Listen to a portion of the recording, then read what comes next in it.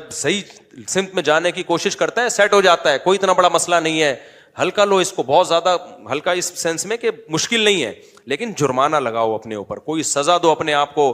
جب گناہ ہوگا تھوڑی سی سزا اپنے آپ کو چپت لگانی پڑے گی, اور پھر بے شک ہو جائے پھر دوبارہ چپت لگا دو, پھر ہو جائے پھر. جب میں گارنٹی سے کہتا ہوں جو اپنے آپ کو سزا دے گا نا اس سے گناہ چھوٹیں گے.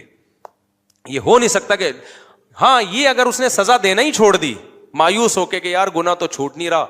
ایک آدمی کو عادت تھی برے کام کی, میں نے اس سے کہا جب یہ برا کام ہو 10 رکعت نفل پڑھو کھانا کھانے سے پہلے, کیونکہ ایسا نا پوری زندگی میں جب چاہو 10 رکعت نفل پڑھ لو, ایسا نہیں ہو.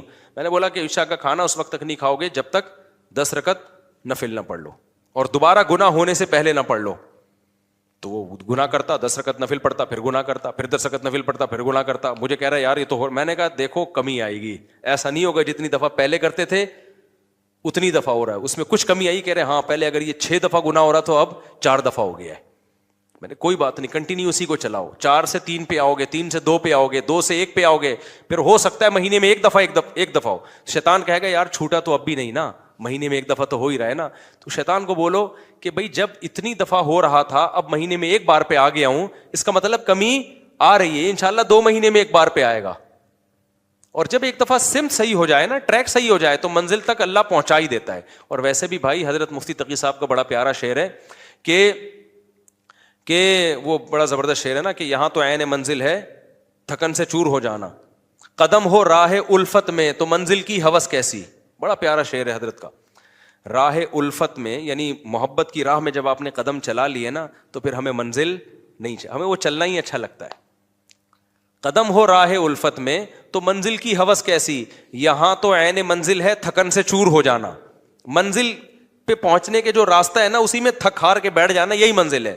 تو جب آپ اللہ کی طرف چل پڑے نا تو بے شک گناہ نہیں بھی چھوٹے, ٹریک سیدھا ہو گیا نا. تو بس ٹریک سیدھا ہونے کا مطلب اللہ کی رخ تو اللہ کی طرف ہو گیا نا بھائی, تو بس اللہ اسی کو قبول کر لے گا. ہمیں تو اللہ کو راضی کرنا ہے نا. اللہ کہتا ہے بھائی تو گناہوں کے ہاتھوں ہتھیار نہیں ڈالے, کوشش میں لگا رہا, تو اللہ ہو سکتا ہے اسی کو قبول کر لے کہ چل بھائی تو نے کوشش تو کی ہے نا, چل جا جانا. ہمارا مقصد تو اللہ کی رضا ہے نا, تو ہم اسی راستے میں ہی تھک کے چور ہو کے مر جائیں تو کوئی بات نہیں. ہم اللہ سے قبر میں کہہ سکتے ہیں اللہ اپنی کوشش میں لگا ہوا تھا, آخری سٹا میں نے ہفتے کے دن لگایا تھا, اتوار کو میری موت ہو گئی, میرا پلان یہ تھا کہ یہ ہفتے والا سٹا بھی میں نے چھوڑنا ہے, مہلت ہی نہیں دی, تو نے اٹھا لیا.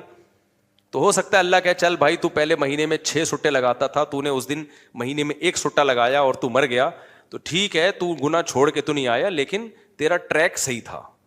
ہو سکتا ہے تو اللہ تعالیٰ تو امید ہے بخش دے گا کہ چلو یار صحیح ٹریک پہ آ تو گئے نا. لیکن اگر آپ نے ہتھیار ڈال دی اور آپ نے کہا مجھ سے نہیں ہو رہا, تو اللہ کہے گا انلزمکموہا وانتم لہا کارہون. قرآن میں اللہ کہتا ہے تم چاہتے ہو کہ جنت میں نہ جاؤ اور تمہیں زبردستی کھسیٹ کے لے جائیں, ایسا نہیں ہوگا بھائی.